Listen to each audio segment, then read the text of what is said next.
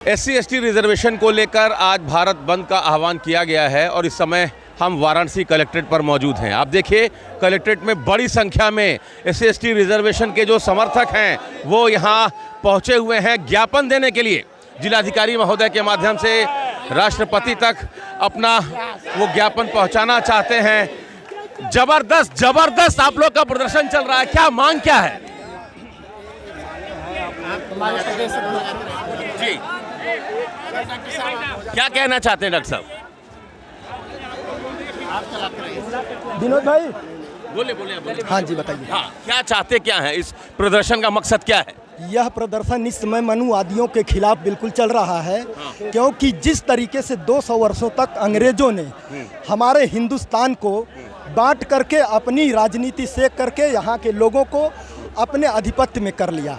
आज यहाँ पे जो बाहर से आए हुए 15% लोग हैं, मनुवादी व्यवस्था को मानने वाले लोग, ये चाहते हैं कि हिंदुस्तान की 85% जनसंख्या जो है वह जनसंख्या जाति जाति में छोटे छोटे टुकड़ों में बंट जाए और हम अंग्रेजों की तरह इस हिंदुस्तान पर काबिज हो जाए। लेकिन जब वो कह रहे हैं, सरकार कह रही है कि हम क्रीमी लेयर लाने नहीं जा रहे हैं, हम आरक्षण में आरक्षण के प्रावधान को लाने नहीं जा रहे हैं, फिर ये विरोध प्रदर्शन क्यों?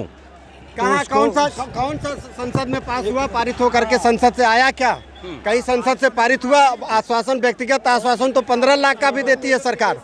कौन सा वादा पूरा किया है? सरकार की बातों पे सरकार के इस तरह की दलीलों से हम कतई नहीं उसे समर्थन करते हैं। आर्टिकल 341 ये कहता है कि ये प्राविधान, ये जो है हम होमोजीनियस हैं, हम ये सजाती लोग हैं। अगर ये कोई बिल होगा तो ये सीधा जो है राष्ट्रपति महोदय के यहाँ था। आप क्या सुप्रीम कोर्ट संविधान से ऊपर हो गई है? आप संविधान में जो है जो प्राविधान है आप वहाँ से आते, पार्लियामेंट में लाते, वहाँ पे चर्चा होती, उसके बाद महामहिम हमारी उस पर सिग्नेचर करती, फिर आता। आप जो है कि बेवजह जिसका जो है संविधान से कोई लेना, सुप्रीम कोर्ट से कोई लेना देना नहीं था, अब सुप्रीम कोर्ट इसमें क्यों दखल अंदाजी कर रही है? तो सरकार की ये मनोदशा है कि जो काम वहाँ से नहीं हो रहा है वो जो है कोर्ट द्वारा कराया जा रहा है। तो ये जो सरकार खुद नहीं कर पा रही वो कोर्ट द्वारा कराना चाहती है, ये आरोप है आपका। सॉलिसिटर जनरल इनका हमारी कैसे पैरवी कर रहे हैं? वो दबे मन से जो है, दबे मन से जाके वहाँ पे हमारे अगर पैरवी करते, हम कह रहे हैं कि 1975 में देवेंद्र, पंजाब से देवेंद्र बनाम भारत संघ था और उसको सरकार ने खारिज कर दिया कि ये काम हमारा नहीं है, ये काम पार्लियामेंट का है। ईवी चनैया 2004 में था, उसको भी खारिज किया गया। तो फिर ये सुप्रीम कोर्ट ने ये निर्णय क्यों दिया? तो सर हम ये चाहते हैं कि ये गलत है, ये संसद में वापस होना चाहिए। ये कहीं ना कहीं SC/ST में बंटवारे की बात है और ये काम संसद से होना चाहिए था। जो काम ये सुप्रीम कोर्ट कर रही है, ये कहीं ना कहीं सरकार की चीज़ों को जो है वो लागू कराना चाहिए। क्या लगता है कि सरकार को अध्यादेश लाकर सुप्रीम कोर्ट का जो फैसला है उसको पलटना चाहिए? उसको रद्द करना चाहिए। ये पहले ये डिसीजन लिया गया, ये कैसे डिसाइड करके बिना भारतीय मेरे भारत में पूरे जनगणना नहीं हो पाया, वो कैसे डिसाइड कर पाएंगे कि क्रीमी लेयर में आप हैं? पहले देश की जनगणना होनी चाहिए। ये गलत है जो सुप्रीम कोर्ट के माध्यम से ये अपनी सरकार नहीं कर पाती है, तो सुप्रीम कोर्ट के माध्यम से इन्होंने ये लाने का काम किया। क्रीमी लेयर क्या है? ये क्रीमी लेयर तो सन 92 में मंडल कमीशन के रिकमेंडेशन पे आया था। ये सुप्रीम कोर्ट का एक नया शब्द था। क्या हम लोग क्रीमी लेयर हैं? कोई क्रीम जैसी चीजें हैं? हमारी क्या मॉनिटरिंग सुप्रीम कोर्ट करती है कि हम तो आप लोग किस बैनर के तले हैं? क्या BSP से संबंध रखते हैं आप? BSP नहीं है सर, इसमें SC/ST के सारे लोग हैं और ऐसे लोग हैं जो किसी संगठन से भी नहीं है, लेकिन उनकी आस्था है, वो लोग सारे लोग हैं। चलिए तो हम और कुछ लोगों से बात करने की कोशिश करेंगे। क्यों भाई साहब, जरा 2 मिनट अब ये बताइए कि OBC रिजर्वेशन में क्रीमी लेयर है, हालांकि सरकार क्रीमी लेयर की बात कर नहीं रही है, लेकिन अगर सुप्रीम कोर्ट ये कह रहा है कि आरक्षण का लाभ हर जाति हर वर्ग तक पहुंचना चाहिए जो उस वर्ग में है, तो शेड्यूल कास्ट, शेड्यूल ट्राइब में जितनी भी जातियां हैं उन तक अगर रिजर्वेशन पहुंचना चाहिए, ये मंशा है, तो फिर इसमें दिक्कत क्या है? तो क्रीमी लेयर से नहीं पहुंचेगा, हम उसके विरोध में नहीं हैं। उनको भी सुविधा मिले, उनको उस स्थान तक पहुंचे, लेकिन बंटवारा न हो। अगर वह शैक्षिक में है, वह कंपटीशन क्वालिफाई करते हैं तो उनको भी सुविधा मिले। हम उनके खिलाफ नहीं हैं। हाँ, आप क्या कहना चाहते हैं? सर देखिए, क्रीमी लेयर जो है, क्रीमी लेयर उसमें जो आपके जज थे उसमें केवल 4 लोग इसको केवल एक सुझाव दिए हैं, लेकिन जो मेन मुद्दा है जो SC ST में बंटवारा, तो क्रीमी लेयर में हमारे वर्ग में 2 लोग हैं, एक पढ़े लिखे हैं, एक नहीं पढ़े लिखे लोग हैं।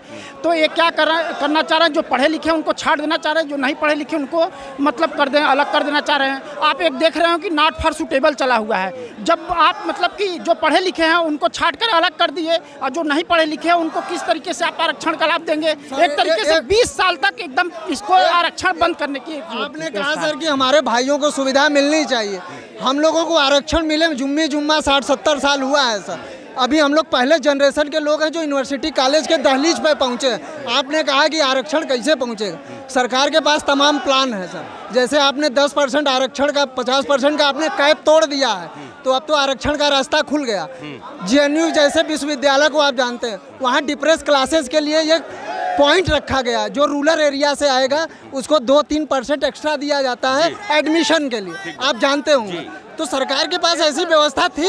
हम तो कह रहे हैं, हम तो ये कह रहे हैं ना। मुझे ये बताइए सर कि इस भारत बंद का जो आह्वान किया गया है, मकसद क्या है? सुप्रीम कोर्ट ने जो फैसला दिया, सरकार इसको लागू तो करने नहीं जा रही है, लेकिन फिर भी ये बंद क्यों? क्या चाहते हैं? मांग क्या है? सर देखिए, सरकार भले ऐसा नहीं कही है, लेकिन उसकी मंशा ठीक नहीं है। आगे जाकर के वो लागू कर सकती है, इसलिए संसद सत्र बुला करके अध्यादेश जी वो अध्यादेश ला करके 9वीं अनुसूची में डाले, तब जा करके कहीं बात बनेगी सर।